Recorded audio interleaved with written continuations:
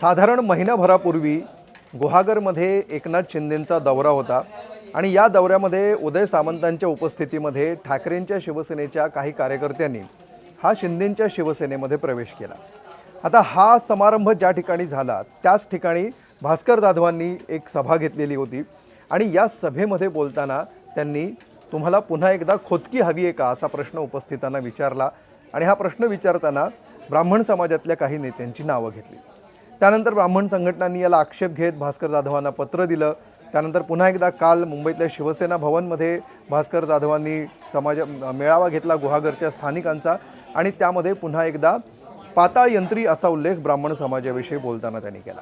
त्यामुळे पुन्हा एकदा ब्राह्मण समाजाच्या प्रतिक्रिया आल्या आणि हा वाद आता वाढताना दिसतो आहे।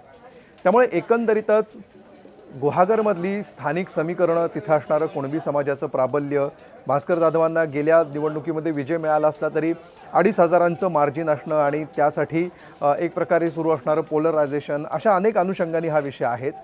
मात्र केवळ भास्कर जाधव आणि गुहागरपुरता हा विषय नाही आहे, तर संपूर्ण महाराष्ट्रामध्ये कशाप्रकारे मतांच्या ध्रुवीकरणासाठी अशा प्रकारे जातीय समीकरणं वापरली जातात यावर सुद्धा आज आपण सविस्तर चर्चा करणार आहोत।